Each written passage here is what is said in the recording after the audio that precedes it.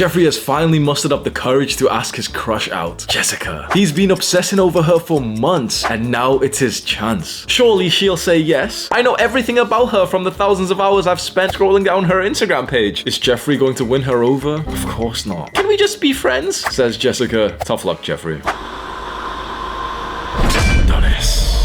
Adonis has his eyes set out on Anastasia, but he navigates the situation very differently to Jeffrey. Adonis didn't obsess over her every night. He walked over to her, gave her a genuine compliment, and she was impressed. Because of this, Anastasia is now the one who obsesses over Adonis. First of all, what is the friend zone? The friend zone is a form of a rejection that girls can use against guys who they don't want to totally reject for various reasons. Maybe one, they think you'll be like really creepy or aggressive, or two, they just don't really, feel comfortable saying no to you, and so they're just trying to be nice and say, yeah, can we just be friends? Or three, sometimes it can be actually a real thing that she actually wants to stay friends with you, although I think that's like very, very rare. You need to figure out with total honesty why you're in the friend zone, which a lot of guys can't do. If you could do this, you have my respect. If you could sit here right now and ask yourself, why am I in the friend zone? And then also ask yourself, what kind of man would I need to be? What would I need to look like? What would I need to do to be the kind of guy who she doesn't put in the friend zone, and in fact she dates or even sleeps with? If you could answer that question honestly, you don't even need to watch the rest of this video. I will give you 4 ways to escape the friend zone, but honestly, like, do your own level of critical thinking and just be totally honest and ask yourself, yeah, like, what is it about me that I could improve, that then I could be the kind of guy that she would never even think of like putting into this like bucket? Fuck. Okay, the issue with this, which gets really tricky, is that a lot of girls don't actually tell the truth why they want to stay friends with a guy. And I can just picture there's going to be a lot of guys right now who are going through this shit with,